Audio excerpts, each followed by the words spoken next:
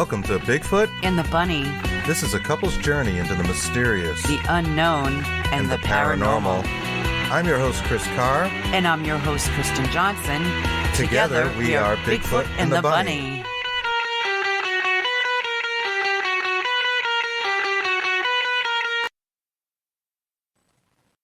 And we're live. Welcome to Bigfoot and the Bunny. Happy Saturday, folks. Happy Saturday.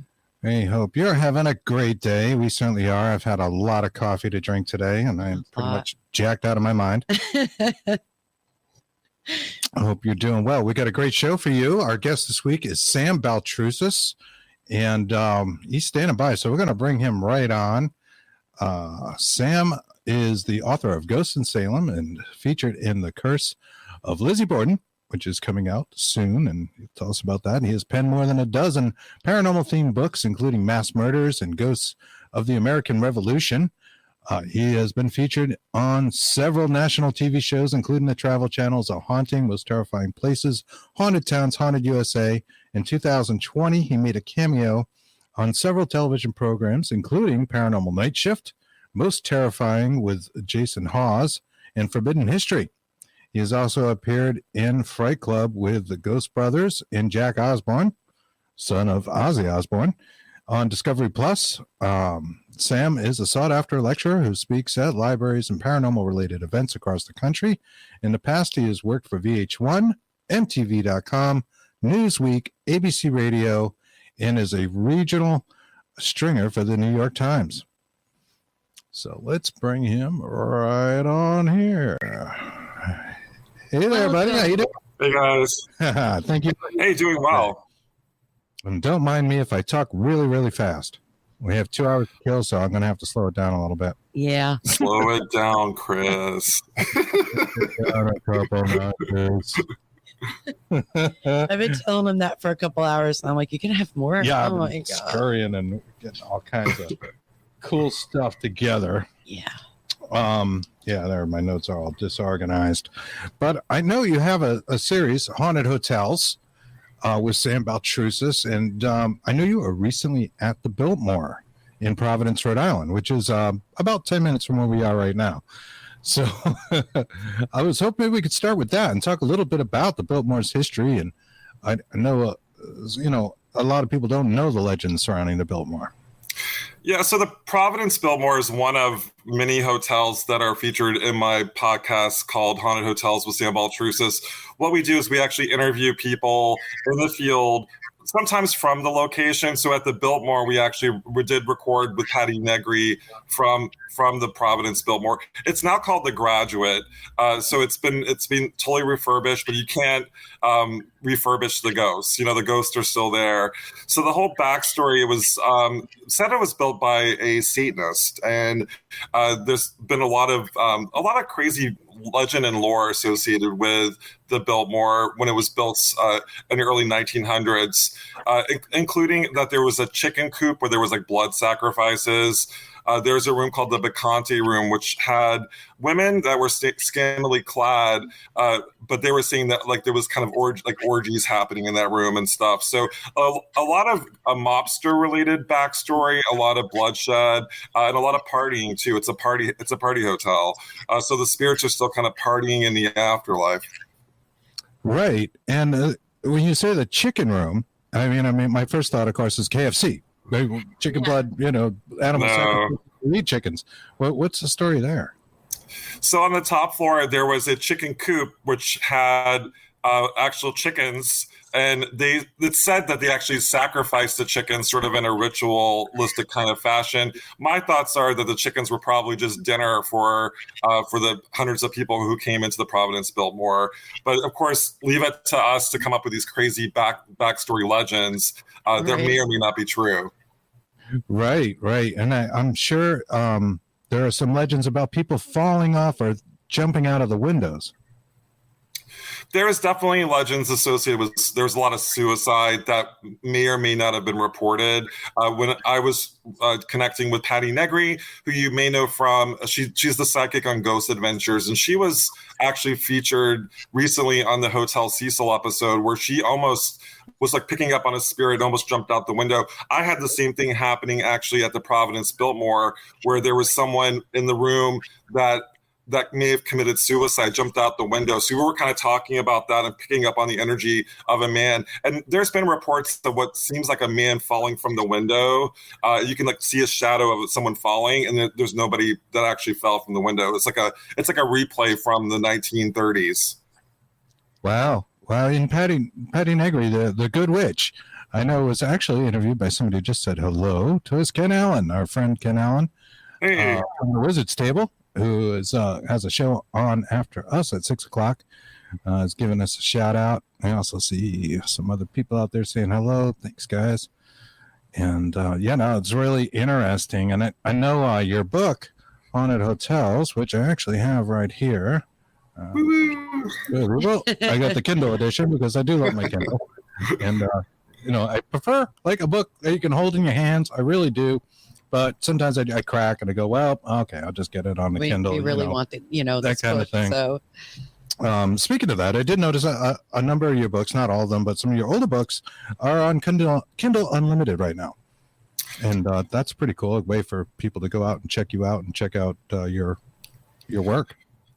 Yeah, I will say with the Kindle Unlimited, it's great to bring in new readers, but also too, like we don't make any money from that. So as an author, I mean, if you can purchase, that would help me out more as an author. But Kindle Unlimited is to give access to people who may or may not have the means to be able to access it. They get part of a subscription. So yeah, some of my books are available, but if you can purchase the hardcover book, have it signed, it actually would help. I would actually get royalties from it. I see. But, the digital editions also help, right? This wasn't a free book, but it wasn't real expensive either. And really, it doesn't cost a lot for that to take place, so it should be cheaper. The Kindle edition should be actually more reasonably priced and accessible to people. Right. And I know you look at some other hotels there, and I don't know if they're going to be part of the series that are in the book, like the Omni Parker, Concord Colonial Inn. Yeah, our premiere episode was actually at Concord's Colonial Inn. I interviewed my co-host from Paranormal Rewind, Joni Mahan, who's also a fellow author, from the haunted room 24.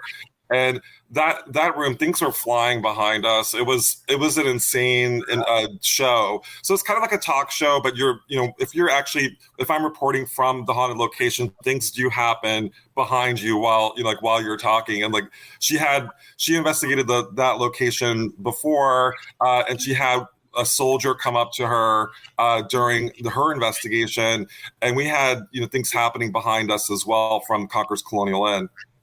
Wow, and that's in Concord, Mass, right? It is, yeah. So the backstory to the inn is that it's so close to the Battle of Concord and Lexington, and so we have all these men and women, which was the shot heard around the world, who were at that hotel, serving as sort of like a triage for some of the wounded soldiers. So some of the spirits related to that are still haunting the location. It was also other luminaries lived there, like Henry David Thoreau. He was there for a while with his aunties. So there is definitely like an old hospital vibe to it, but yet it's a hotel room. And people who have stayed in room 24 report over and over seeing what looks like a soldier in the room. Wow. Chris and I were going to take a little vacation over there just before the COVID hit, and we were going to stay in that room. A romantic getaway. I want to call it that. That is how we have fun, yes. Sort of romantic. I just don't want things flying around me. Yeah, and then kind of COVID hit, and we were like, well, okay. Yeah. And it went out of my memory until I started actually researching you again for this interview, and I was like, oh, yeah, I know this place.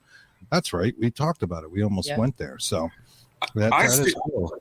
Yeah, I stayed there a lot during COVID because the prices were so low, and I'm good friends with the manager at the front desk. So we built kind of like a friendship. It was kind of like a ghost hotel. There's nobody there, and I was really had full access to the spirits and communicating with the spirits. So I would say, I mean, I don't want us to go through COVID again, but I think it was actually kind of a good time for me to go multiple times because there was so few people there. We probably should have. I think at that point I was just so paranoid. Yeah. I was cleaning all my groceries and I didn't want to leave my house. So we were spraying them down before you even put them away with Lysol. Right. Like our friend Nathaniel said, I was exercising my groceries. Exercising the steaks. Yes. Fail you. Power crates can kill you on those steaks. Get out of there. No COVID. So when is the series? When is the podcast on? Like, how can people find that one? So it's part of called My Paranormal Network, and actually Patty Negri is part of the network as well. We have Dean Haglin, who's from. He was on X-Files. He's one of the hosts. He does hellacious renovations with Dean Haglin, other kind of luminaries from the paranormal field on the show. So it's My Paranormal Network you can go to that website. We have a 13 weeks of Halloween promotion going on currently where you get free giveaways. And it's available where any podcasts are available. So Bridget from the Girls Next Door, she has a podcast on the network too. And she's sort of like our anchor host for the network. Oh, that's really cool. That's really cool. We'll definitely be checking that out. Yes, absolutely. So are you just starting that series? That's brand new? Yeah, so I started filming it in February, believe it or not, and it just started airing. So it's a weekly podcast. It drops every Thursday at 11 a.m. It is pre-recorded, but as I'm kind of tapping into all of my pre-recorded shows. So we're starting to do more live shows coming up because we're already running out of the pre-recorded shows. But it's every Thursday at 11 a.m. Pacific Standard Time is when it posts. Now, have you visited a lot of the hotels that are in the book, or are you breaking it up, doing different things? Yeah, so because of COVID, I really had to focus. So I conquered Colonial Inn. We have Providence Biltmore. We have the Hawthorne Hotel in Salem. We have other locations. So I talk to people who are on the West Coast a lot throughout the series, and they're talking about, say, the Hotel Cecil or the Hollywood Roosevelt, which is where I'm going coming up in the end of September, which is famous for its Marilyn Monroe spirit that haunts that location. Wow. That is really cool. Excellent. Yeah. Excellent. So yeah, we'll definitely be looking into that. I'm glad you mentioned the Hawthorne Hotel. That's you have a lot of ties to Salem, and have written about Salem pretty extensively. And Nathaniel Hawthorne, of course, is a name that pops up right away. Maybe you could give us a little backstory on that, author of House of Seven Gables and The Scarlet Letter. Yeah, so I've been giving tours in Salem for about 10 years. I stopped giving tours because of COVID, and I actually have not renewed my license for this year, even though I am going to be walking friends around when they're in town for the Mass Paracon.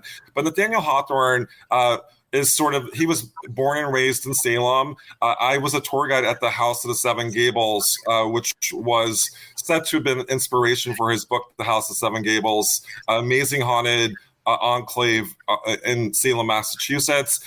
He was born and raised there. He wrote The Scarlet Letter, which is one of my all-time favorite books, while he was working at the Customs House in Salem. And he ended up leaving Salem because he lost his job, and he kind of left in a husk, like he was not happy with Salem. So you can see that in the foreword to The Scarlet Letter. It's not very kind to his hometown of Salem, Massachusetts. He ends up living in what is called the Manse in Concord, Massachusetts, which is another location that I love dearly, and he loved Concord. So he loves Salem, but I mean he loved Salem when he was younger. But Salem loves him, and he didn't necessarily reciprocate that love later in life. Wow. Yeah, the House of Seven Gables is one of those purported haunted locations in Salem, but there are many. Yeah. So the House of Seven Gables, the Turner Ingersoll Mansion is where I would give tours, and it's an amazing tour. So I highly recommended the tour. I just recently went there with Ryan Buell and took his group there. And so It's weird. I gave tours for several weeks during the Halloween season in 2016. I never had a paranormal experience, even though people did report having an experience in the attic area. But until I stopped giving tours, that's when I had my experience. I was on a tour with a group of friends, and I felt my shirt tugged while I was in the attic of the Turner Ingersoll mansion. But there are other locations on the property, including the retired Beckett House, which is one of the oldest standing houses still in Salem, which is the gift shop. And there's the Hooper Hathaway House, which I had an encounter with a woman when I was trying to clock in to give my tours. And then there's, of course, Nathaniel Hawthorne's birthplace, which was moved to that property, that has a lot of reports of paranormal activity. Yeah, it certainly seems like a haunted place and has a very, very haunted history, and a lot of which I learned from your Ghosts of Salem book. I know one of the places I was looking at and made a note of was the old burial point. Old burying point. I can't get any words out. I have had way too much coffee. I am so sorry. Get some more coffee. That kind of tied into Nathaniel Hawthorne. I think you had mentioned in your book that he took some of the names of characters from the headstones in that particular cemetery. Yeah, so we do know that Nathaniel Hawthorne would walk through the cemeteries at night with his lovely wife, Sophia.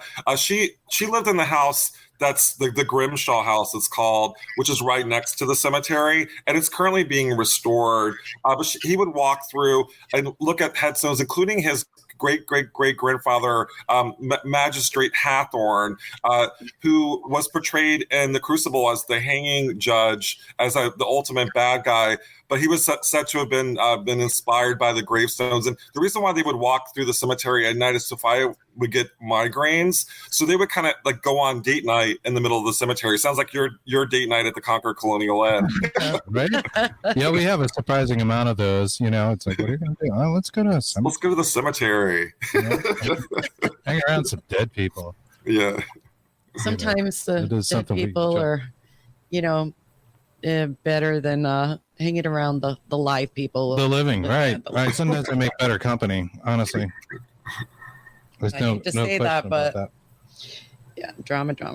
So, but I think a lady in white was also seen in that particular cemetery, right? Yeah. So the cemetery, to kind of give you some idea, the last time I was there, they have turned the Samuel Pickett House, Pickman House, like that was right on the corner. That's said to be one of the most haunted locations in Salem. We could never go inside. They turned it into a welcome center. So you now have to check into the welcome center to walk into the cemetery. So before we had a free roam, we could actually bring our tours inside the cemetery, no problem. So back in June 2012, I was giving one of my first tours, and I saw what looked like a ball of light in the cemetery, and I'm like, what the heck is that? I thought maybe it was car lights or something explainable. The ball of light got bigger and bigger, and then it took the shape of a woman, and the woman started running toward me, and I ran like a chicken because I'm totally chicken. I would have done the same thing. And I was holding my coffee. They did a recreation for one of Haunted USA is the name of the show. And the guy doing the recreation was holding coffee, which is, I totally would hold coffee in the middle of the cemetery, which is something I would do. But they have him holding the coffee, and he's like running with the coffee, and he spills the coffee, which kind of happened. They kind of dramatized it a little bit, but I was terrified. It turns out that location where it's not just me that spotted that woman. That's where Mary Corey, who was one of Giles Corey's wives, the second wife, that's where she's buried. So we believe the lady in white may be Mary Corey. I have not seen her in years. I have not heard reports of her. Maybe she's happy now in the afterlife, because I know at the time she was desperate to communicate with me. Wow. That's really interesting. I think the lady in white phenomena, and I'll call it a phenomena, is pretty intriguing, because there are a lot of ladies in white. Certainly there's legends almost in every location, every town, every state, locale that has a haunted area tends to have a lady in white. There used to be one reported in Freetown Forest, for example. Right. Yeah. What do you think of that? I know, Kristen, you have some thoughts on that as well, I right? do. My mom told me when I was little, because I actually saw one. She said that women back then were buried in their wedding dresses. So That's a great. I did not know that because I have noticed the phenomenon myself. And I'm like, are they all wearing like white dresses in their caskets? And apparently they are. If they're buried in their wedding gown. Mary Corey loved Giles. I mean, she was sort of like the yin to his yang. He was a cranky old man. She was a loving woman. Her husband Giles killed somebody while she was married to him, and she was so upset at her husband, but she also supported him, even though the Giles Corey took a stick and whacked one of his farmhands to death. He gets out of it, but eventually is accused and then executed for witchcraft. But she was notoriously bringing the man in, trying to, I guess, nurse him, and help him, knowing that her husband really severely hurt him. So it would make sense that she did wear a wedding gown or a white dress when she was buried, because she loved Giles. She was definitely the love of his life. Sweet. And Giles, he met a very unfortunate end. Yeah. Our show goes out to areas outside of New England and stuff, and I know, and you know, that a lot of people think that the witches of Salem were burned at the stake, and of course that's not true. Yeah, so I gave a tour called the Myths and Misconceptions tour, where we go through it. It was an hour-long tour, so there's so many myths and misconceptions associated with the Salem witch trials. But the basics are 20 innocent people were accused of witchcraft. One gentleman, Giles Corey, was pressed to death over a 2-day period. He was stripped naked, put under a board, and the rocks were put on top of the board. According to legend, he was a stubborn man, and I think in the afterlife he's stubborn as well, so that makes complete sense. The legend is he said, more weight, more weight. The reason why he was pressed to death versus being hanged, which is what everyone's like, were they burned at the stake? No, they were actually all hanged except for Giles. He was pressed to death because he remained mute during this trial. And so I'm related to the Putnam family, who were the major accusers during the Salem witch trials, much like Nathaniel Hawthorne was related to the Hathorne family, who were the bad guys in the Salem witch trials too. So I definitely feel like with the Putnam family and with Giles specifically that there's definitely a connection. And I also know that my cousin Ann Putnam Jr., who were one of the afflicted girls, came up with the idea to press Giles Corey to death in a dream. So the dream was passed to her father, Thomas Putnam, and the Thomas Putnam passed it to the magistrates, who did come up with the idea of pressing him to death. And this comes from a dream from my cousin. So that horrific way of passing was indirectly responsible. What my family member actually came up with that idea. Wow, that's really interesting. And I know that it's not the cemetery you would consider the most haunted cemetery, though, of Salem, or at least not in Ghost, the particular book, Ghost of Salem. I think you said it was this one here. Yeah, that's the Howard Street Cemetery. That's actually where Giles Corey was pressed to death. I believe that's. Let me. I have to put my glasses on, guys. Maybe I can make it bigger. Sorry about that. So yeah, there is the Howard Street Cemetery. I believe that's this Howard Street Cemetery. There's also another cemetery that looks like a older picture of Howard Street Cemetery. I just don't remember seeing that big block that's there, like that kind of mausoleum looking thing. But yeah, there's the Howard Street Cemetery. That's where Giles Corey was pressed to death. So there's that whole backstory there. People report actually seeing Giles Corey, and I'm like, what does Giles Corey look like? I mean, how do you know he that's Giles Corey? And they just say that is an older man wearing tattered clothing. He's sort of spotted near the area where he was pressed to death in the Howard Street Cemetery, and it said that something bad happens to them or to Salem when he's spotted. And the last time he was spotted by multiple people, there was the Great Fire of Salem that decimated 70% of Salem. So wow. I think that there's some legitimacy to it. Even Nathaniel Hawthorne talks about the old wizard. He was referring to Giles Corey in one of his books. And so it's been a legend that's been around for hundreds of years.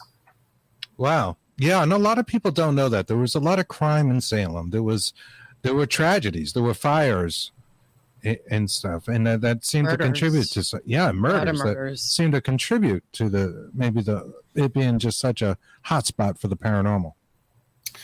Yeah, I mean, I do think that the land is stained with blood. I think that in 1692, the 20 innocent people who were executed are still left a psychic imprint on the land. So the hauntings after, or if you want to call it curse land, did definitely result in hundreds of years of retribution. There was a backlash to all the people that participated, including a backlash against the Putnam family, to the fact that a lot of the people that were the accusers mysteriously died.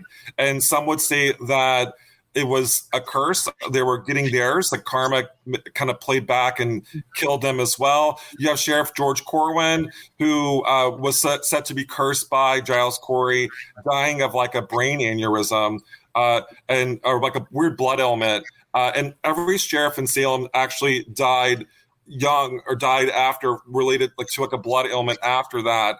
And then you have even the Putnam family. Ann Putnam's mother and father died tragically very young in their 30s. And Ann Putnam was by herself raising the family, also being sort of blacklisted from the community. She's the only one out of all the afflicted girls to apologize for what she did to the family. So Ann Putnam Jr. Wrote an apology saying that she was deluded by Satan.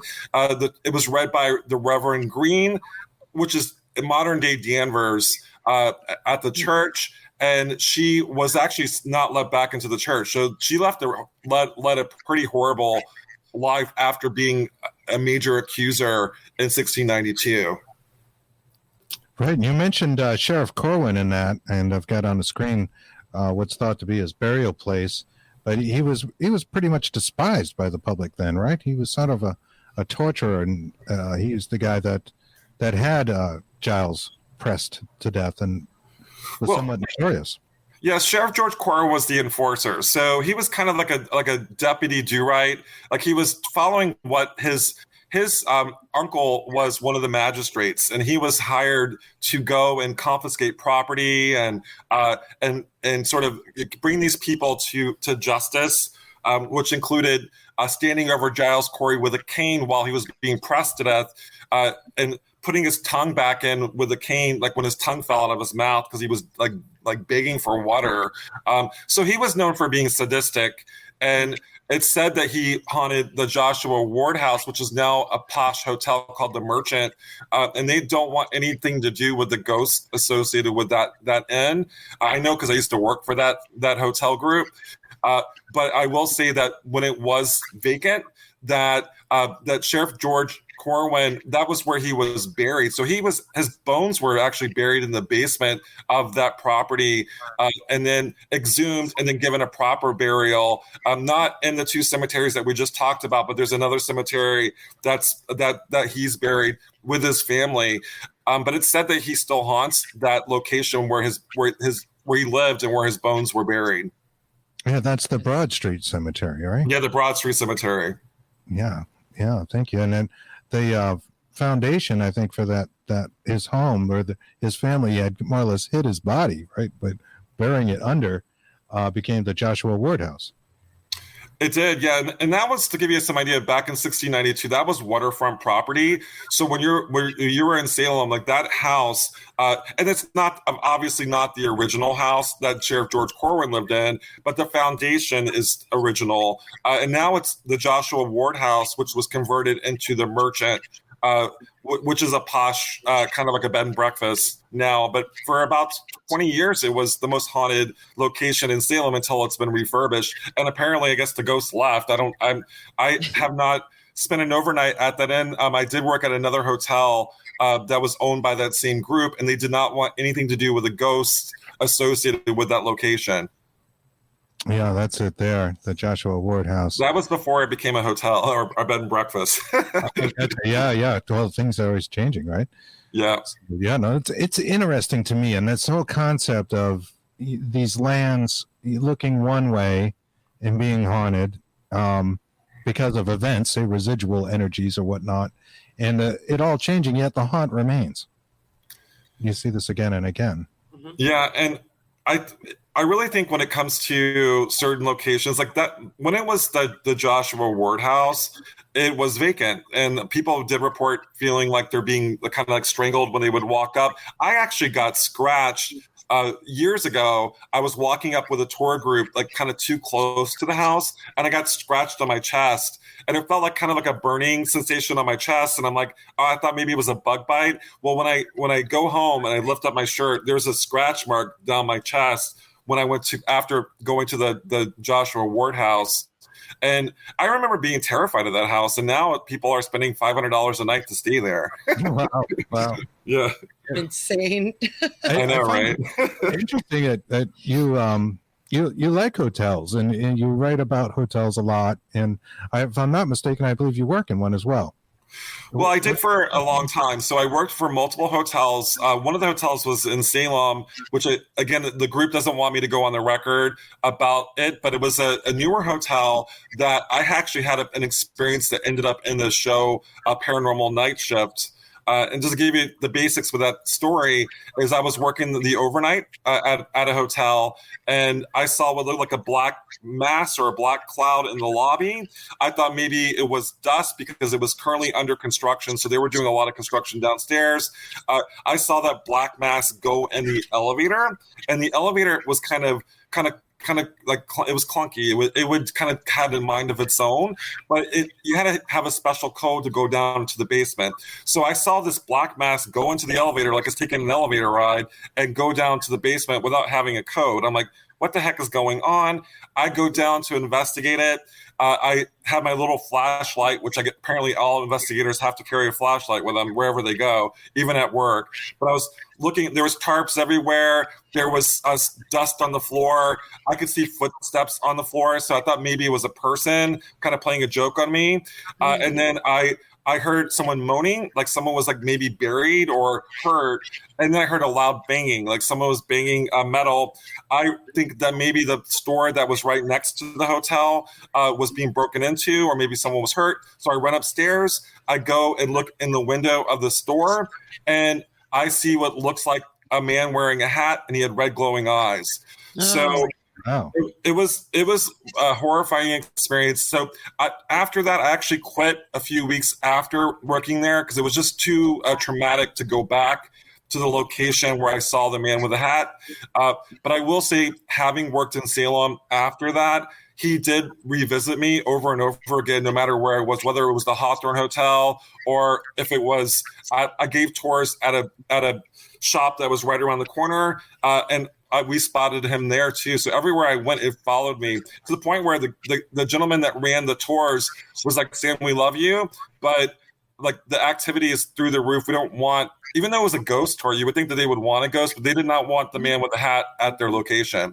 So we parted ways. And it was amicable. I was going to come back, but I just, everywhere I was being kind of like stalked by this entity. Wow, it's really interesting, and it sounds similar. I'm not saying it's the same, but it sounds a little like Hatman phenomena. It is, but we can't say that because it's trademarked by Heidi Hollis. Heidi Hollis. Oh, yeah, we know Heidi. Yeah. Your friend's Heidi. But right, all right, we won't call it the Hatman, but would you say it's similar to the phenomena that people experience, where he's Shadow Man, shadow person, like So the man with the hat is like, I personally I actually communicated a lot with Mike Ricksecker about this when I first experienced it. He asked me, "Sam, what did you think it was?" And I'm like, I actually thought it was a person. I didn't think it was the Hat Man phenomenon. I thought it was a person, but the red glowing eyes kind of threw me off a little bit because that is kind of indicative of the man with the hat. We did do something later. We did like a Estes method seance at the Hawthorne Hotel with my good friend who's a high priestess, Dana Mason, to communicate with it. Through me, it said, we asked, like, what do you want from Sam? And it said, I want energy. I want his energy. So I'm still up in the air. I'm not sure if it was a person, maybe someone sort of tied to the fact that I'm related to the Putnams, because he emerged right around the time I found out I was related to the Putnams. So he, maybe it's a manifestation of my guilt. Maybe it's a former family member. Maybe it's a victim of the witch trials that's been conjured, that's trying to hurt me. But he is wearing a hat. I just don't, I'm not convinced that it is the Hat Man because there's so many other backstories that are different than what I've read from other publications. But not unlike the woman in white phenomenon, these things seem to reoccur. And we, often on the show, we talk about this because we're always trying to figure out. I mean, our real goal is to understand what is going on in the afterlife. What is this phenomena? Mm-hmm. What is really happening that we can't see? Why? And it seems like spirits or entities, if you go up a level, right, seem to follow certain roles sometimes. Take on the role of this or that. Mm-hmm. And I'm not saying that's what all these shadow people are all the same or necessarily stepping into role, but I do see patterns. Mm-hmm. I do think that like we have a tendency of calling like the woman that I called the lady in white at the central old Bearing Point in Salem on Charter Street. She has a name. It's Mary Corey. I have her name. So should we call her the lady in white or should we call her Mary Corey? I think that we make identify the spirits based on what they're wearing, like the man wearing a hat. People in 1692 wore hats from that era. So, I mean, is it the Hat Man just because he's wearing a hat? So I just think we use it as identifiers to the spirits. It's not necessarily recurring. It is a recurring motif because we see it over and over again, the lady in white, the lady in black. But I do think that they have names. If they were actually disembodied souls and people at one point, we should call them by their names. So the spirit that I saw in the cemetery was Mary Corey. Exactly. I agree with you. I believe you. I do think, though, sometimes they just do things to kind of mess with our perception. So we perceive them one way, but it may be something else entirely. A lot of investigators had that experience where you feel like the spirit or whatever it is seems to identify itself as, maybe a D word, a demon or something like that, or something evil. Almost seems to be stepping into the energy, the role of that. And may not, well, I don't think I'm really talking to Beelzebub right here, right. But it might be something that kind of just wants you to think that. Yeah, I think especially with the interdimensional entity that entities that may or may not have encountered, like the man wearing a hat in Salem. Was it a person before that just kind of morphed, or is it something else, like an interdimensional being that's taking on the shape of someone from the 1600s? I do think that especially the darker entities, they have a tendency of mimicking things that because are things that terrify you. They want to scare you away. So yeah, I mean, I think that especially the interdimensional ones do take on the shape of different. And they also present themselves as demonic. When I don't really in Salem, I don't think that. I mean, the witches of Salem don't believe in the devil or demons. So I think it's almost playing with people if they say that there's a demonic case in Salem. Exactly. And it's interesting, and it does seem to come down to like a feeding of the energy. I think they like the chaos. Mm-hmm. They like to feed on your fears, and it could be all kinds of things. It can be sex. It can be other things. We've been looking into the research of Dr. Terence Palmer recently, who is this he's a doctor out of the UK who's doing a lot of spirit rescue removal. I'm sorry. That's good. Treatment, and for like people who come across as mentally ill. It feels that they're not mentally ill and that there are spirits within them, and works with mediums to kind of get them out, and he's one of these people with letters in the name and everything else. I find it very fascinating that you have people like that, that are working that are legit scientists trying to figure out some of the same phenomena that we talk about as, paranormal researchers. Mm-hmm. Yeah, I mean, I definitely think that whatever you call it, there are definitely recurring themes. And I think that different approaches work for different people. I had an attachment too, but like for my attachment, it was channeling that I didn't know how to push it out. So I was channeling an entity, and it turned into an episode of A Haunting. So everything I do turns into a TV show. But I was channeling, and it took control of me for 8 horrifying days in 2016, and I just did I exhibit any mental illness before that? No. I mean, I've been sober for 12 years. I'm as clear as possible, but it wasn't until I actually worked on myself, like my anxiety, and realized that stuff was not mine. It was everybody else's. I was picking up on their energy. That's when my life made sense. Being empathic. Yes. Yeah, I mean, I'm full blown clairvoyant. I see dead people. I mean, I like that's taken years to come out of the closet. The show that's coming up out of the Curse of Lizzie Borden. I'm on the show as a full blown clairvoyant. I channel on the show. I do what I do, and I'm not afraid to say that anymore. I was worried about losing my credibility, but I communicate with spirits. I talk to spirits, and I'm good at it. That's excellent. That's excellent. And you're doing that with Dave Schrader, correct? Yeah, so we already filmed it. We filmed it in February. It was Dave Schrader, Chris Fleming, and a woman named Luann Jolly, who's a local. We all four were called into this case. Dave Schrader reached out to me because of not only am I related to the Putnam family, I'm also related to Lizzie Borden. And I'm like, oh, great. The one cousin I don't want to revisit on a show. So I'm called in, and I can't give you guys too many details, but I will say what unfolds on the screen changed my life. And working with Chris Fleming, who I consider to be one of the top psychic mediums on television, was amazing.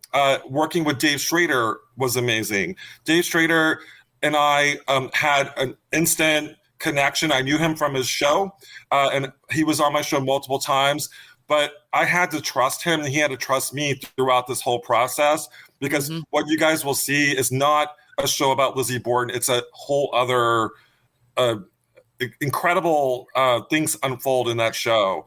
And I thought it was going to be just a typical Lizzie Borden investigation. It was not. It was way more than that. Wow. Well, that's great. I'm excited. You are selling us on this right now. Yes. Because you're right. There is enough documentaries out there about Lizzie Borden, and most of us know that story or, have visited there. This sounds like something else entirely. It's something completely different. They are packaging it as like the Lizzie Borden. And yes, she's a player. We're at her the murder house where the two murders from 1892 took place. And that's a part of it, but you'll see it's called the Curse of Lizzie Borden, and you'll see why it's called that when you watch the show. Oh, we're looking forward to that. Yeah, that sounds awesome. So we'll promote that when that comes out too, and tell our listeners. I think when does it premiere? So it premieres on Discovery Plus on September 10th in the US and the UK. And they just played a trailer at the Michigan Paracon, and Dave Schrader, and apparently it was loved by, like, everyone was like kind of like sitting on their seats watching this trailer unfold with Dave Schrader. And they also just announced that the Holzer Files was no longer. So it was sort of like a sad time, but Dave did post the trailer of the Curse of Lizzie Borden. Apparently I got 20 messages when that played. It struck a chord with a lot of people. Oh, I saw that on your Facebook, actually. I think this morning. That he had played a trailer or something at a Michigan Paragon. Yeah, and it was like the ripple heard around the world. I mean, I filmed it. I knew how intense it was, but apparently it just, like, people were like blown away by this trailer. It sounds good. And with all those kind of, paranormally famous relations, it's no wonder you're a little haunted, Sam. Well, I mean, you could say that, or you could say that I came in. I mean, I'm in the right place. I was a journalist for a long time. I tried my best to be as like a credible journalist, but I also was clairvoyant, and I would get messages from the spirit realm, whether it was an investigative journalism piece that I was working on, or if it was something like a filming location, and people are like, where is it? And I would know where it was because I'm a medium. So I do think that, I mean, I think they're drawn to me as opposed to me kind of like being drawn. I'm not haunted by them. I've already been haunted, like they're not making me haunted, Well, that's really interesting. And it's definitely one of the things we wanted to talk about was the clairs. Clair meaning clear in French. And when you say clairvoyant, I believe that's clear vision. Right, so you're able to actually see. You see the ghost, like you mentioned. I see dead people, exactly. That kind of thing. And there's clairaudient where you hear it. And there's a lot of clairsentient. Do you think there's a relationship between them? Absolutely. you go through the clairs. So I actually started off as clairaudient when I was younger. So I would hear voices, and like when I was like a lot younger, I put on blinders. I was terrified of hearing like voices and seeing things. Mhm. But so I was okay with clairvoyant, and clairvoyant is clear vision. So you see spirits, whether it's like in front of you, or you actually see it in your third eye. So you'll have visions of the clairs. I identify instead of clairvoyant like that. I do like that word, but my muscle has expanded beyond just clairvoyant, so I can channel. I think I would call myself like a psychic time traveler, because I'm also a psychometrist, so I can touch an object and flash back to and relive the scene, which you'll see in the show The Curse of Lizzie Borden. That's interesting. So if you work the muscle gets stronger. If you work the muscle with other people like Chris Fleming or other really talented psychics, you pick up their clairs. So I found that I started off kind of working by myself just as a clairvoyant, and then I started working with other very talented psychic mediums, and I started picking up their abilities too. It's almost like they're morphing into me, or it opened up something in me. But I will say that having worked with someone like Chris Fleming or other talented psychics have opened up a floodgate of other abilities. Mm-hmm. Oh, that's awesome. And some of that actually is a little bit like the opposite of Kristen herself. And I hope you don't mind me saying this. Go ahead. We both have sort of psychic abilities, if you will, maybe not full blown. We don't call ourselves that sort of thing. But Kristen is clairaudient, and it can be clairvoyant. And when she sees things, she really doesn't like it, right? No, I was like opposite, you, more or and I less. put the blinders on and I blocked everything out when I was a child. And yeah, She's kind of the reverse. Like Yeah. she's okay with hearing it, but if she sees it, she's I'm like, freaked out. I'm out. That's what I said when you said about the ghosts. I'm like, oh yeah, that'd be the first thing I do. I'm like, you tap your in, go. yeah, right. Yeah, Listen, I've stuff done that happens to several us. times. I have. Yes. We've got that on video, but yeah, Yep. I'm like, it's your turn. So, but I like being, in a way, being clairsentient, because I can feel energies and that the love and everything. But when it comes to, and I remember last time we had you on, you were like, you were doing tours for the USS Salem, and you're like, oh, you don't even want to go there. You can't go there. And I'm like, oh, I'm going to be a rebel and I'm going there, but because it's been being empathic, I can feel so much. And I'd like to feel that sometimes, but say we're in the store or something and I can feel people's energies and just like, it's like, I don't like doing that, but we I both try get to some shut of it that off. and try to turn it off. And I think a lot of people do. You feel each other. In the simplest of terms, it's like a person walking into a party versus walking into a funeral. There's a feeling that you just instantly get, right? That's different. But for a lot of people, this is a bigger deal. And somebody's energy can really turn you off or be really intriguing, or a situation or an entity or maybe a dead person. Well, for me, I lived in New York City for about 10 years, and I tried to go back because I was like, I'm going to move back to New York City because I'm now a television producer for the TV show A Haunting. So I thought, maybe I should go back and reclaim my backstory as a producer, because I was a good producer, but I couldn't deal with the energy in New York City. It was too overwhelming for me. So I go back, and I'll tell you, the energy in the city was so chaotic, I could not turn it off. So I have to live at a location where I can ground myself. And I find that Boston is very good at that. I mean, it's, even though I live in a city, it's not like New York City where there's people around you. And I'll tell you, COVID really did affect the energy on the planet, whether good nor, there's definitely a lot of chaos, and I feel like it's getting better, but I still can feel it, and it's hard to turn that off and interact with people. But you'll see, I've been going to a lot of events lately with the paranormal people, and it's actually a very positive experience because we're all kind of healing from the past year and a half with COVID, and we all know we're all going through the same thing. So it's like-minded people coming together to spread love. Oh, it's great. It is a beautiful thing. Yeah. And we're trying to get out more now and try to get past it too. And I agree. I found it really debilitating. I couldn't even watch TV at a point. I just could not watch news anymore. No. And my life got better as soon as I stopped watching the news, which is sad. Right. It really is. And I do think that, and this is going to be a little controversial, but I do think that the light workers of the world are being called together. I think that we are, there's darkness in the world. And as light workers, we're expected to kind of come out of the crystal closet and show our abilities and help people and help the planet heal. No, I agree with you. It needs Definitely, healing. 100%. It needs healing. People really do. does. People really do. Mm-hmm. You know, it's amazing to me. I was thinking about things like Live Aid, and we watched this funny thing about Balloon Fest of Balloon 86. Fest 86. Oh, my Are you God. familiar with that, Sam? Balloon Fest? I never heard of Balloon Fest. I heard of all the other ones except for Balloon Fest. It's on Be Amazed. Yeah. Be Amazed. You can find it on YouTube. And That's the best apparently description. in Cleveland in 1986, they released 1.5 million balloons for United Way. And nobody had the foresight to see, well, what happens to the balloons.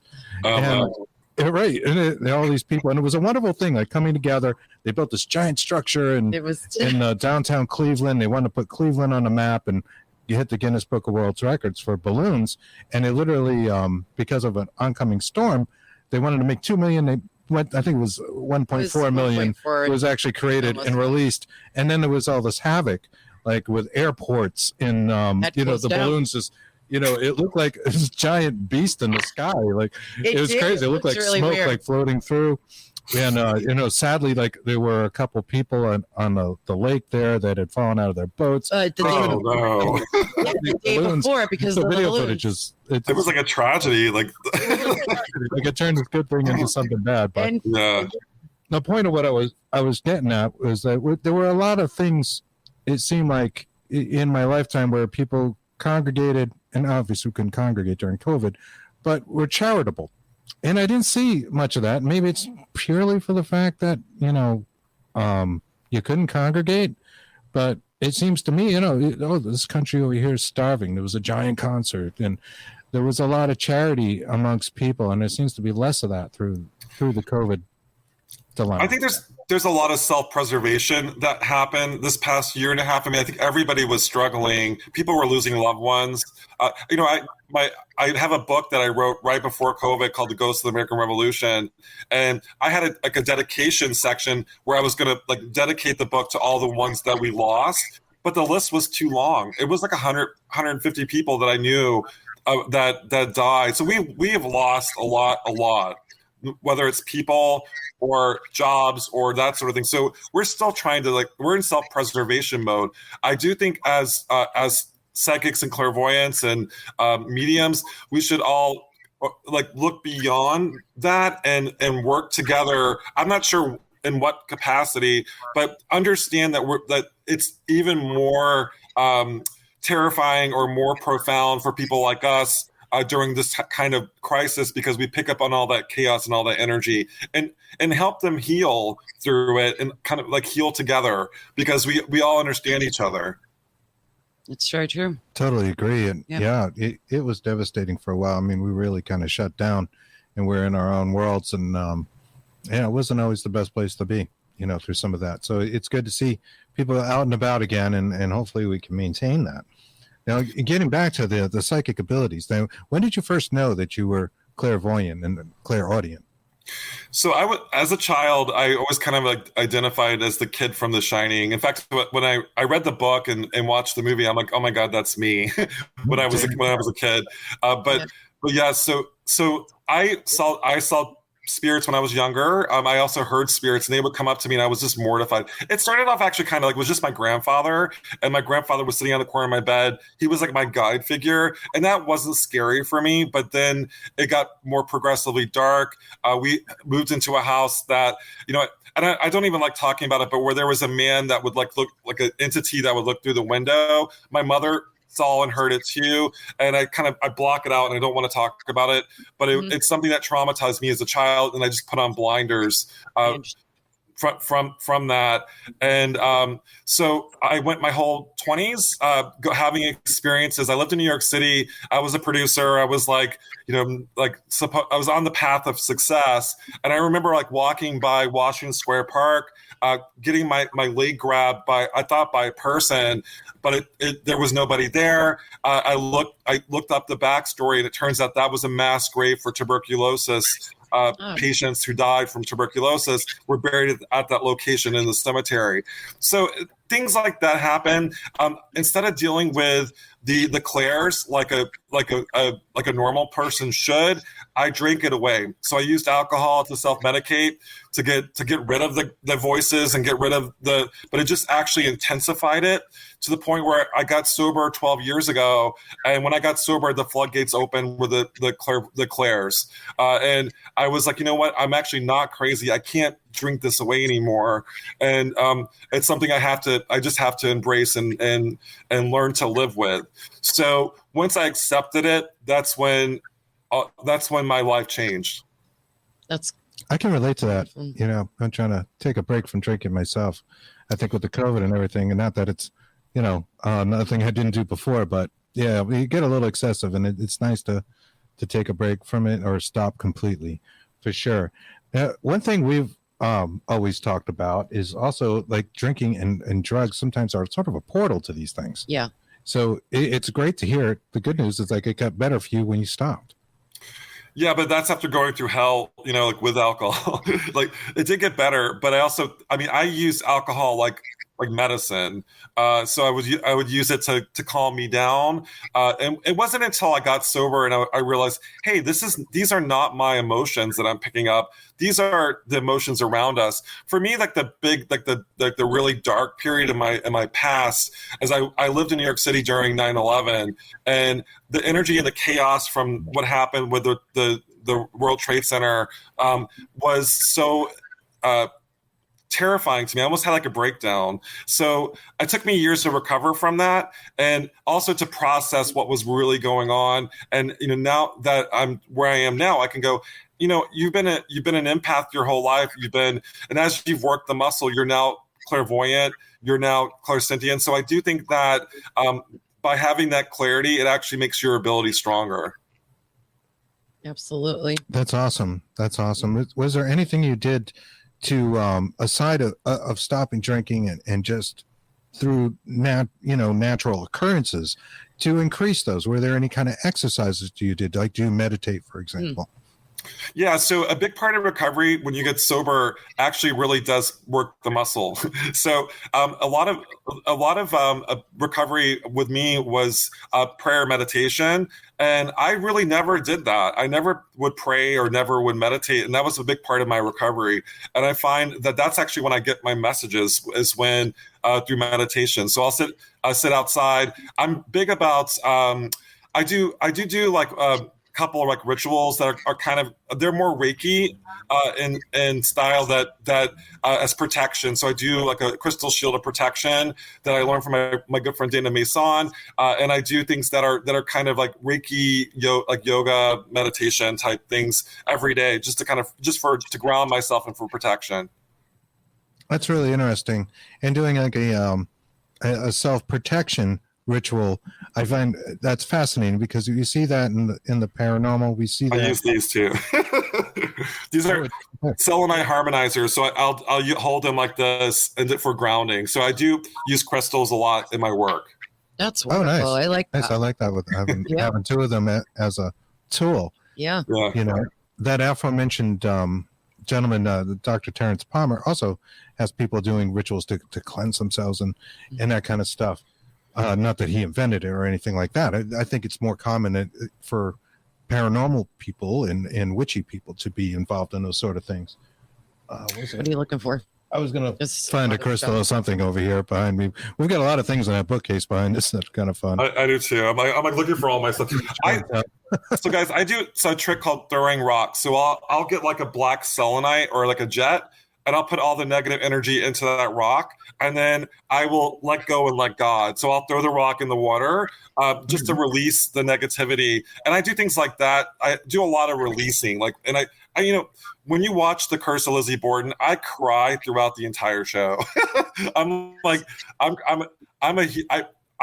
channeling, so I'm channeling like a lot of really bad shit in the show, but also crying is a good release for me too. It's like it's a wonderful way to let go of all the chaos and the sadness just to cry.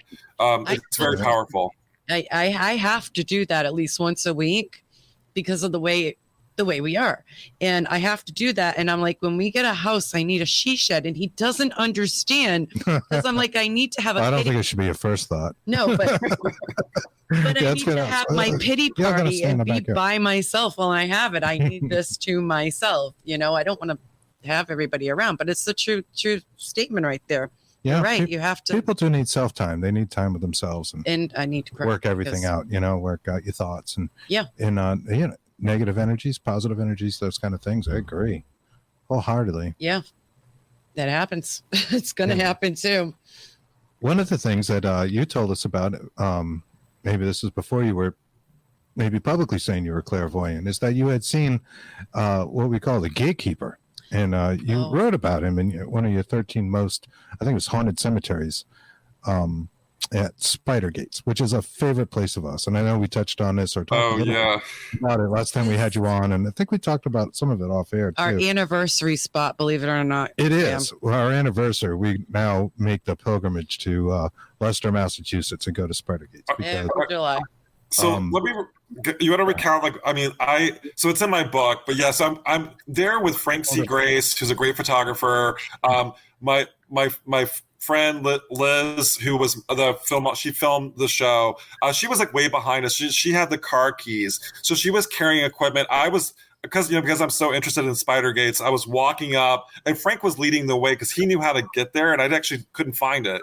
So Frank was like showing us how to get there. So I turn around, I hear a man go, "Hello, ma'am," and she's like looking shocked, and this gentleman and a woman walk out of the woods and give her keys, and he's speaking like an old-timey language, like he's like old English, and "Here are your keys, mom." And then he and the woman go back to the other side, and they kind of disappear in the woods. It was so creepy. It was like, and I'm like, Liz, like, what did he look like? And she's like, he looked like an older gentleman. He looked very pale, and she was like mortified after that experience. Yeah, we had talked about this. Now, we had an interaction with the gatekeeper, and we'll get a little more into that. But Sam also did too. Blew us away was that you had described him as maybe having suspenders, being this kind of like farmer-looking guy, and almost colonial clothes, and we had a sort of impression that he looked exactly the way you described him to us. And we went a step further before this interview, and at that point, we had never read 13 Most Haunted Cemeteries. I think I had Googled things about Spider Gates so relentlessly and seen like a snippet and maybe saw the word gatekeeper, but didn't know the whole story. So we did look, and I went in blind. Read that yesterday, honestly, your whole chapter on Spider Gates, and there were all these similarities that we found amazing. You talked about a bold voice, like a big, I forget the adjective you used. Bellowing voice that that people have reported hearing. We heard that. We didn't know it was in your book, but we've talked about it a lot on the show because it was probably one of the more paranormal events that ever happened to us. We were walking toward one of the edge walls. Kristen, I'll give you the setup. She had headphones on, similar to these that were kind of noise canceling. Couldn't really hear anything. They were plugged into our Tascam recorder, and she's only hearing what's coming through the recorder, right? I'm walking next door. I don't have that going. And we both heard somebody go, "Hello." It scared the crap out of us, Sam. Yeah, we both jumped up in the air. I literally jumped up on the wall. It's about 3 feet high over there. And we're looking around for the people. I could see the whole front. I don't see anyone around. Whole thing. I jumped off. I stepped on a rock, and then we caught an EVP on the recorder. But here's the weird thing. The hello that we both startled us both is not on the recorder. Not on any recorder. We had 2 recorders and not either one. But it's And the it most was loud and paranormal thing that's not, we don't have the data for it, but we have the experience, which is wonderful, right? It's actually better that way. The paranormal part of it to me is that there is no voice on the recorder. It's not there. There's no the hello thing, and you mentioned something about that on your chapter, and I was like, wow, look at that. So that's really interesting. I actually got the clip with the EVP. Now we got 2 EVPs of what we think are the gatekeeper from different trips there, and we hear there's like an accent, and maybe Old English. You can hear this Old English accent. Yep. So in that first thing, you're going to hear me jump off the wall. You hear a noise like Me swear. I jumped on it. It was a rock. And yep, she swears. I bleeped it. We Not bleeped that it you out. have to bleep, but Sorry. we bleeped it anyways. And then you're going to hear this voice go, "Rock was old." Which doesn't make a lot of sense. All rocks are old, but Yeah. it was a rock from the wall that had fallen that I jumped on. Yeah. That was just That made the had been noise. knocked off the wall for whatever reason. So let me play that We for can you hear it. and our audience, because it's kind of just really intriguing to me. What that thing is. This scared the shit out of me.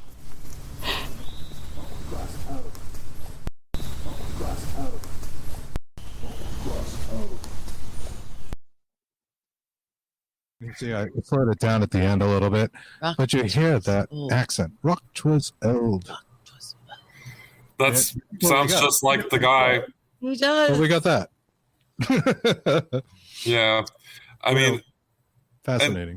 What's interesting for me too, so Liz was carrying a camera, and so I was like, why didn't you guys record it? Because you were recording a haunted show, and I'm like, because it was so shocking. It was just like so out of the blue that this guy comes with suspenders and like old timey accent comes out of the woods.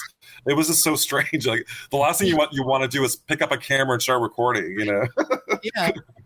You're in shock. You don't. You're like, what the hell's going on? Just to get through that, we went back another time, and this one's interesting as well. Yeah, we're a little witchy. We had a candle going, and which plays into what's said in the EVP. We were leaving. You'll hear me actually say gatekeeper here, Sam, which is pretty interesting because now we've identified him and all this, right? We go back, and he says it's hot because we have the candle going. The candle going. We're leaving. I think tobacco is an offering. Yeah, for the gatekeeper, and he says it, and it's in the same voice. Hot. This was a different trip. It's hot.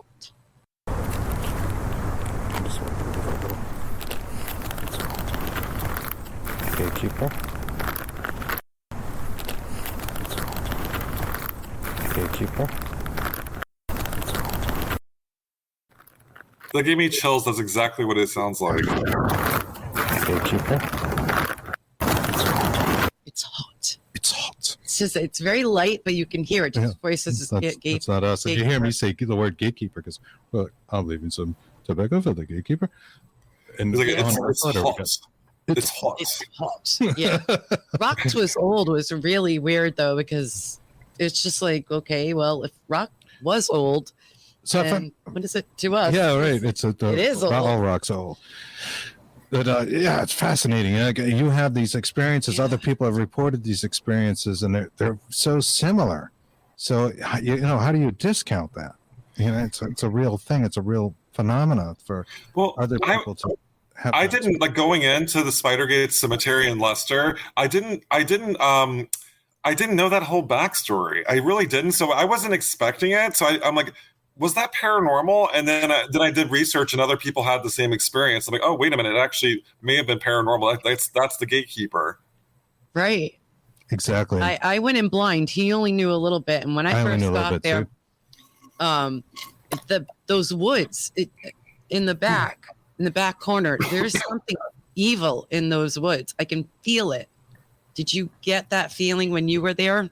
Yeah. So when I was there, and I'll be honest, I haven't gone back. So when we were there, we had this group of people that came out of there's the gatekeeper, but there was another group of people that came out of nowhere, like they were following us, and it kind of reminded me of Rosemary's Baby. It really, it was. it was really weird, and they were like looking at us and like following us around, and then they just kind of like disappeared. But it had a weird vibe in the woods to the point where I'm not going back. It was that terrifying for me. I don't think I could find it again, because I tried, when I went, like Frank had to show me where it was, and it was just so. And some people say it's very peaceful. I'm think it's something completely. I don't think it's peaceful. I think once you get in, it's peaceful, but I think around it, I think the actual cemetery is peaceful, but outside of the cemetery is like American Horror Story. Yeah, it is. Yes, that's exactly how we felt. Our experience was we got in there, and she immediately said, well, over, and I got the gates up there on the screen that they call them spiders. It's supposed to be suns, I believe. There's an ornate, for people listening only, ornate design to the gates that look like kind of look like spiders. Spider so webs. it has the nickname of Spider Gates. It's actually Friends Cemetery is the name of it. But you were drawn to the left corner. We were walking over there, and Kristen says to me, did you hear that? Oh, yeah. And I had just heard this like snorting noise, like a boar. This like, is the boar. I kind of, I can't make the best snorting noise, but that's what I heard, like a wild animal in the woods. And she says, no, the woman laughing maniacally. Well, there's no boars in Massachusetts. They're not indigenous. They're not indigenous. Which I didn't know. We looked the stuff and up. there was absolutely nobody there. And there was nobody there at that time. Not even in the woods. Nobody there at all when we went. So that was very interesting. That was our introduction. And yeah, but you have to figure, we weren't recording it, but how did he hear one thing and I heard another? And that's another thing. Yeah, it was really weird, right? Like they select what we can hear and when we can hear it, I believe. Yeah. Believe. Steve Merritt has a term for that, I think. I was pulled looking at that photo, I was pulled directly in the back, and there's land behind it, like woods behind it, and I was pulled back there, and then we were, it's weird, we were all I was with two other people, and we were all separated. I was called back to the very back. Frank was called to the left. Liz was called to the right. We were all almost like they were trying to separate us. Interesting. Believe that. Interesting. And I know you talked about the boy in the cemetery, and we did our research and saw the internet stuff basically, because we're not great researchers like some people, Sam.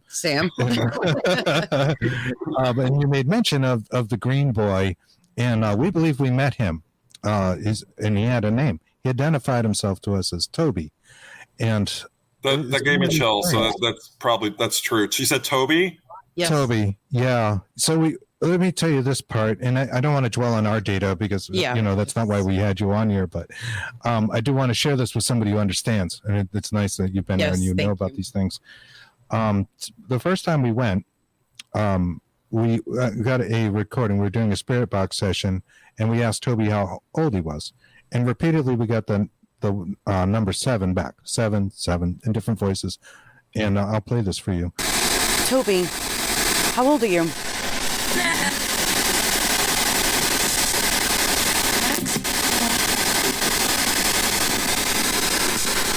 How old are you?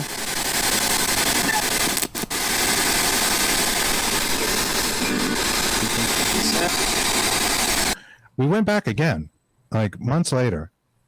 Again, we asked Toby, how old are you? Again, we got the 7s. So we felt like we were definitely onto something. Mm-hmm. And we came across a couple of younger girls, I don't know, teens, early 20s, something like that were also there kind of, investigating, probing around, and you could see they had recorders or something. And we made friends with them. We had them sit in with Courtney and Justine. It stayed in touch with us afterwards. Yeah. Did a spirit box session together. And I've got a clip of that as well. And that's where he says he's 7. But he does say more. He's talking to us, and I do want to play this little bit for you, whimpering, and you couldn't hear him. You hear him sobbing. You couldn't hear it we could make out the 7s with the static, but I used a little noise reduction on it, just in Audacity, and then it started to bring out more of his voice, and we heard him say, "Where's Mom?" I cried. And you hear him crying. She did. She flipped out. She called me at work, and she's like, "Oh my God, don't listen to it. You're gonna flip out." So let me play. If you don't mind, Sam, I'm going to just play that clip for you. and then we'll just get back to business. Yeah. I think it starts. I threw these together real fast. This is what we were doing when we first started talking before the show, just so I could have them up on my equipment here. I'll watch it now work. That would be my luck. It's right there. Oh, it is there, but it's quiet.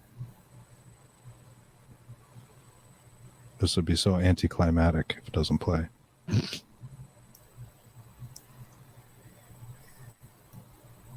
Let me make sure it's loud enough.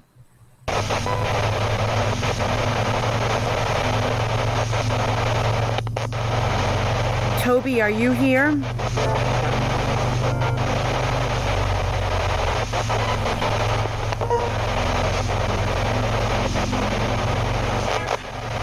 Toby, can you tell us how old you are again?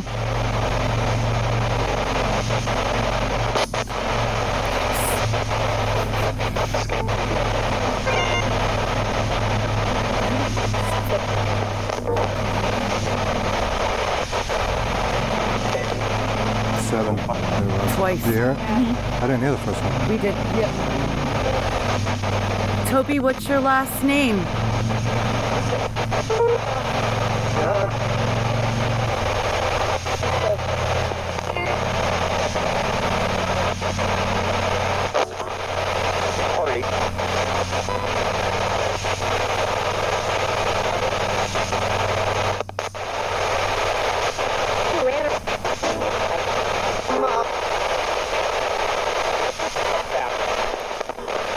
Why are you guys here? I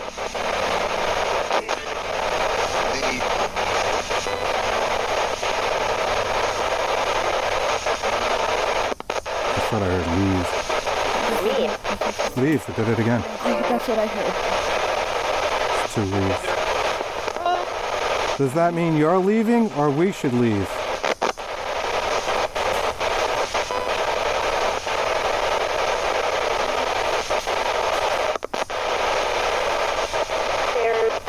Scared.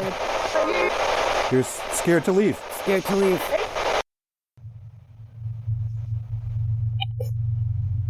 Toby, are you here?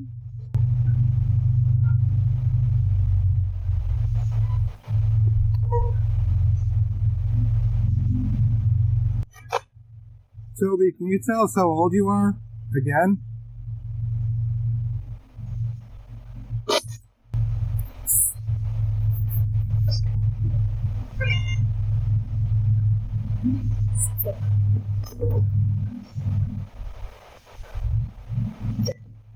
Seven. Twice. Did you hear it? I didn't hear the first one. We did. Yep. Toby, what's your last name?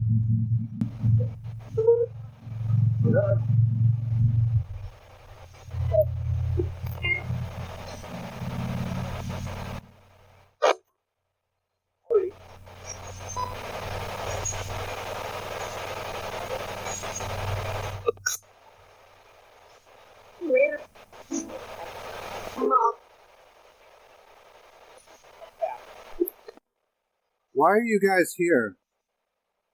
I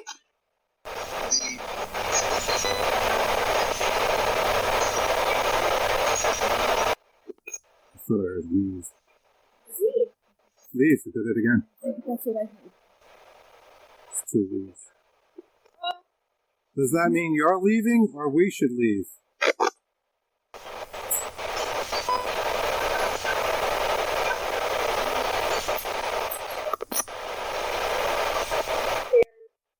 Scared. You're scared to leave. Scared to leave. Why are you scared to leave?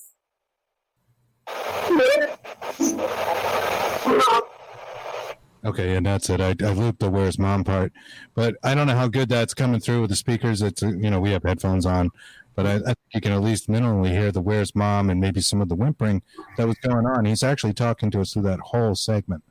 It's the same voice while the radio's just spinning. It's the exact same voice. It's a kid's voice. I got choked up. That was emotional. I mean, the poor kid. We Sobbing. think we got him out. We did try something, and we're not experts in the spiritual release or Right. crossing people over. Crossing. But we did do something. We got some herbal ideas from Kat Ironwood Yes. of luckymojo.com. Then I took and- my own and intentions and did my own thing, and I We crushed candy and we let a path out of it. And since we've returned, we never talked to him again. So we think he is the green boy, and we hope that he's not still there. Right. That we may have ended the urban legend. I definitely, like part of me feels like that he may have been playing the role of Toby, the green boy, almost like he was because like that location was a hot spot for kids going and drinking and partying like for many years. Like, is he a thought form? Was he actually a real kid? Or I was getting that maybe he was actually a thought form, playing a kid. Like an egregore or something like that. Yeah. Yeah. Now, we actually went to libraries for this one. And we know that that every year, I hate to say this, but we know of a college that they initiate people and go there every year and do this really weird ritual. Yeah, it's kind of an odd thing. And even the Reservoir Cops know. And right. Yeah. They go there with the hoods and everything else. But it's been ritual because somebody who started that's Worcester Polytech. They was buried in the cemetery. I'm not sure if he was Quaker or not, but they go there and it's sort of like, what is this? Kind of like a skulls like ritual where they go and they read things and it's very spooky and all that. Girls of the Southwick. And some people probably take it seriously and some probably don't. Right. You look at it either way.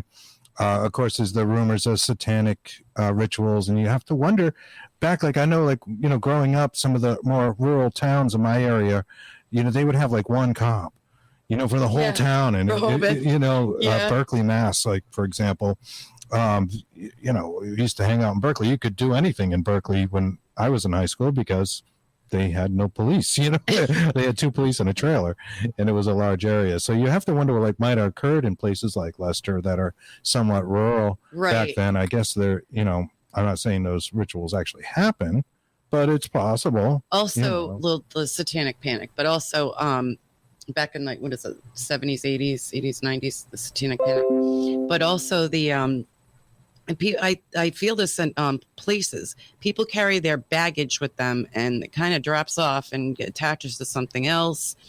That's a good point. You've done a lot of ghost tours, Sam. Do you think that's true?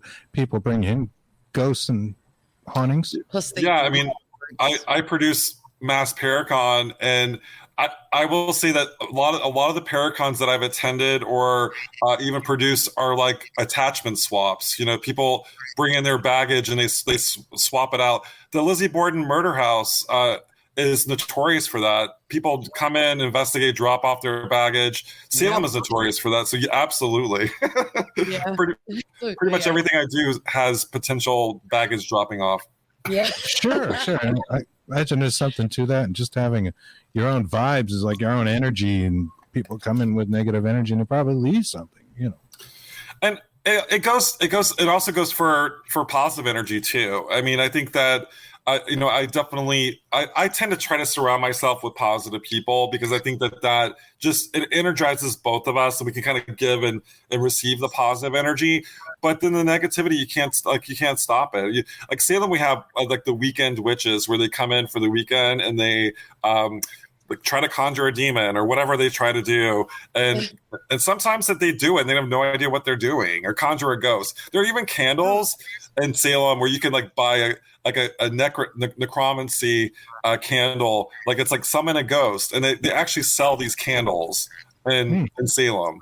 And it's like people who buy them now, the tourists, they have absolutely no clue what they're doing and what did they bring in, and that's what's basically It's like everywhere. a person playing with the Ouija board and all that. But I'm on the fence with all that because I do think, if you're a paranormal investigator or researcher, you are doing necromancy in a certain way. You're asking a spirit to talk to you through the box, right? You're asking it to do something. So of course you are creating some sort of portal to it, just by your pure intention. I agree with that, but I also think that some of the spirits have, like Toby has, if he is in fact a boy spirit, he's got unfinished business. He's stuck. So it's our job as someone that can communicate with him to help him. And you guys tried to help him, and I think that's what we're supposed to do. We're supposed to help the spirits cross to the light. Mm-hmm. We had that same thought that maybe he isn't real. Like it seemed like too much of a stereotype. There's the legend of the kid supposedly hanging himself, of course, in the hanging tree when you first walk in on the left, and on Manville Road, there, the main road. Interesting to know, and you probably know this, that dirt path that you go down to get to the actual cemetery was a main road in one day. Back like in the 50s, they built that airport. There used to be houses and stuff down that dirt path, and it was a residential area. Mm-hmm. And then the people left. I didn't know that. The airport is right there, and the planes fly over it. And of course, they're, as we say here out in New England, wicked loud. And they are wicked loud, right? Between the mosquitoes that are buzzing you and the airplanes going over, it can be a tough place to get a clean recording. But there used to be houses up and down that road, and it was actually like a busy street. Well, that would make sense because I saw the gatekeeper on that street, and it was like he was coming from his house, maybe like maybe one of the houses, because it was down that dirt path that's where we saw the gatekeeper. Sure. Interesting to note too. We had found in a very old book in the Shrewsbury Library where I was living at the time, how that land was like plotted out initially. There was a group from New York that had bought like all the land that ended up getting divided between two different towns, and they were put into big tracts. And I imagine they had taken them, from the Nipmucks. I don't know if they paid for them, like impedes and all, the atrocities and whatnot with that, but that's a whole nother story. And they sold a large tract to the Earl family, the original Earls, which of course the Marmaduke Earl is one of the big legends, right? Yeah. Go around the headstone 10 times and put your ear up to the stone at midnight on, I don't know, full moon or whatever it is, and it'll talk to you. I just had an epiphany. So I'm related to Lizzie Borden, but my connection to Lizzie Borden is the Earl family. Yeah, I'm like, oh my God, what if I'm also related to Marmaduke Earl too? It's possible. He was the original owner of that big tract of land, and they used a portion of that, and I believe they split it with the Potter family to build that cemetery, the Quaker cemetery. Now, they don't like you to go there, and they let you know that. It's gotten some, notoriety in the past, but it's open for people to visit during the day. They really don't like paranormal investigations. We used to call it the undisclosed location because we didn't want them to get mad at us. Yeah. But people, if you go there, you see people do this stuff. And like I personally, I don't know if I'm going to ever go back. I mean, I'm glad I was there that first time. And, if I say film a show or something like that there, you have to get approvals, for the location. But I'm glad I did have that experience, and I'm glad that I met the gatekeeper, even though he creeped me out. Yeah. Yeah. Well, that was creepy. It was like, what? Pretty interesting. Anyways, the Quakers were treated like witches when they came here, and sometimes they would get arrested right off the boat as soon as they were coming, into the harbor. They were immediately restrained, a lot of them, because they didn't have a middleman. But the Quaker religion has them speak directly to God. That's why some people call them Shakers and that kind of thing, because they're speaking with their God. They didn't need a preacher. That was considered pretty blasphemous in those early days of America. Yeah, I mean, definitely. Like a lot of my tours, like even in Boston, the first tour I gave, Mary Dyer is a major player. She was killed. She was killed. So yeah, the Quakers were definitely almost more looked down upon, more than the witchcraft hysteria. It was almost more of like a genocide happening to those people. They were banished to Rhode Island, and it's odd that I'm actually like my lineage comes from Rhode Island. There's a part of me is like maybe we were Quakers, because it kind of has that like if you look at my life's weird, so I wouldn't be surprised that we actually were Quakers. It's so weird, but yeah. I'm sure a lot of us are. I mean. I have prominent members of the public and persisted and survived all of that, but it's interesting to see how they were treated by like the Mass Bay colonies and all that. It was horrifying at some of the things they would do to them. Not unlike the witches. And they were kind of lumped together, I think, in some instances, because they didn't have the traditional priest setup, if you will. Yeah.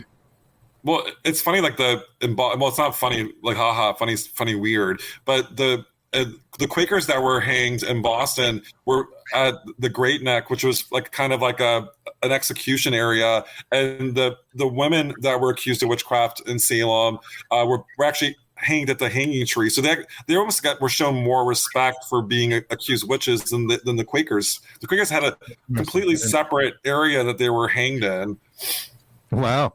I didn't know that either. That's pretty interesting. I don't want to say pretty cool because it's awful. It is awful. Yeah.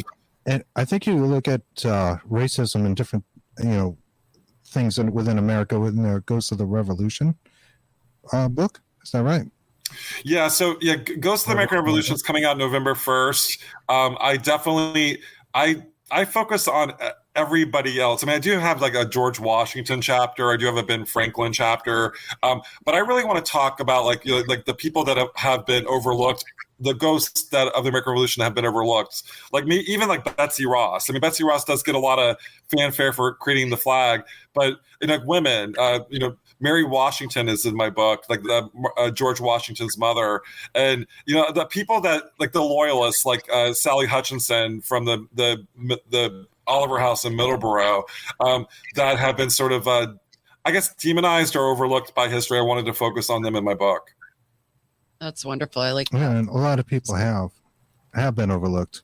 Yes. And there are certainly a lot of tragedies. A lot of people attribute the hauntings of New England with, say, King Philip's War, and we look deeply into what that was like and what race relations were like back then and the treatment. And it is horrifying when you get a real picture of history. At least it's not the stuff I was taught growing up. Right. Yeah, I mean, part of me when I wrote Ghost of the American Revolution, I got really emotional because if you really dig into what happened to the African Americans who fought for their freedom, I mean, I get teary-eyed. Like they were fighting for their freedom, and then they were enslaved after. Like weren't given their freedom, even though some of them died for this country, the beginnings of this country, and they were promised freedom, but they were not given freedom, and that part. It's heartbreaking. It's heartbreaking to look at all the enslaved men and women who they were doing it not for the country, they were doing it for their freedom, and they weren't given that. And like that just it breaks my heart. Yeah, mine too. It's awful. I understand. It's awful. So no, we wholeheartedly agree with you there. Yeah, absolutely. So what's next? We've got the Curse of Lizzie Borden coming out. Yeah. We've got another book coming out. Yeah, so I have guys. I am trying to keep my head above water, but I will say that the Curse of Lizzie Borden, when it comes out, it's gonna change my life. I mean, I know it already, and so I'm kind of keeping myself. So I'm producing a TV show called A Haunting right now. We're getting close to finishing up season 11. So those episodes that I worked on will come out. And the good thing is I'm actually not on camera. I'm actually behind the camera. So I don't have to worry about what I look like on TV. But it's been amazing, like working with people who are telling their story, because I've done that myself. And I know how it feels to go on camera and recount these traumatic events in your life and retell them and tell them where it's people can understand it in a TV show. So it's almost like I'm like a counselor for the people that I work with on A Haunting. And so that's coming out like later 2021, early 2022. I am filming 2 other projects. I can't talk about that now, but that's coming up as well. And we have the Mass Paracon coming up September 17th through the 19th. Pretty much has sold out. And are you guys going to be there? Yes, we're going to be there. We're actually selling up vendors, if you recall. We're going to be, we don't know exactly what we're going to sell yet. We're still putting some things together, but we want to spread the Bigfoot and the bunny word out there and get the word out about the show and things we're up to. And that's what I would do. I would even have like just like your radio show out there. People want more information. Maybe you can see like where they go to see archive show editions of your show, because it's a great show and you want people to watch it. The community that goes to Mass Paracon is very tight knit, and there's a lot of love in that room. And I talk about the attachment swaps. Other Paracons have the attachment swaps. This is a love swap. Like we are like all like supportive and kind to each other. So I really love the vibe at Mass Paracon. Oh, we're psyched. We're psyched. And I know one of the features of it features some good friends of ours, including our very good friend Nathaniel Gillis, who's like our brother. He's like our little brother. We love. I didn't know you knew Nathaniel. That's great. Yeah, yes. You know him well.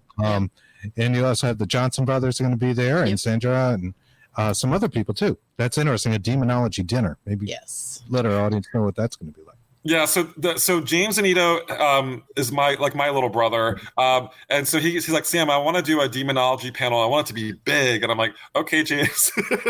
so James organized it, and so he invited. So Sean Austin's going to be part of the panel too. I just actually met him in person. He was on Ghost Loop, and he and I have talked a lot like before meeting in person, but we met at the Gettysburg Battlefield Bash. But he's part of the panel. The Johnson brothers are going to be there. Nathaniel Gillis is going to be there, and so it's going to be it's a separate add-on ticket. So you're actually paying for dinner in the space. But so James is organizing it. Oh, and Elise Carlson, who runs works with Carl and James on Duo Demonology, is the moderator. That's wonderful. Panorama Paranormal. Yeah. Panorama Paranormal. We love them. Yeah. That's awesome. I think that was a really cool thing to put together. Demonology dinner. I just like the sound of that. It has a good ring to it. Yeah. Demonology dinner. It's like, what are you having for dinner? I'm like, chicken. You know, fries with that? I'll take the demonology dinner. Like the demonology dinner. Like holy water, and I don't know what would be in your. I was just thinking that. Yeah, I'm thinking of those old school, vampire hunter kits or something. You get a crucifix and holy water and a steak or something. Yeah. Oh. Maybe you can eat the steak. Hey, but that's a good idea. Button. Well, this has been a lot of fun. Yes, thank you. Appreciate Sam, it. so You look much. great. We're really excited about your shows coming out. I'm really psyched about the Lizzie Borden one. Yeah, that's so cool. And we love your books. And let everybody know your books are on Amazon. Is there a better place for them to get them, or is Amazon maybe the best place to go? I think at this point now, I would go to Amazon. I do really support local bookstores. So I know that we were just in Salem a couple weeks ago, and everyone tried to buy my books in Salem. So they just had Ghost of Salem and Wicked Salem in Salem. So there's really not a good bookstore to get all of my books. I would go to Amazon.com or BarnesandNobles.com. That's where you can get all my books. Wonderful. Excellent. But if you have a mom and pop shop near you, support it. We support that. Please. Love to support small businesses and people out there that are out there trying to make it happen. So this has been a lot of fun. We appreciate it. And we will see you at the Mass Paracon. Yes. Awesome. Thank you so much, guys.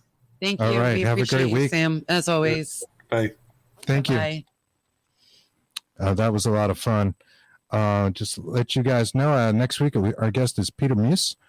Will be talking to us about the witches and warlocks in Massachusetts, which I actually wanted to bring up with Sam just before he lost it. And the Fae fairies. And Puck Wedgies, even. Oh my God, Puck Fed. Oh my God. Wedgies again. Chris, this is great. Lions and Tigers and Bears. So that'll be a lot of fun. Anyways, you guys have a great week, and we'll see you next week. We will. And Anne Marie, I'll check that out. Thank you. Take care. Thank you. Bye-bye.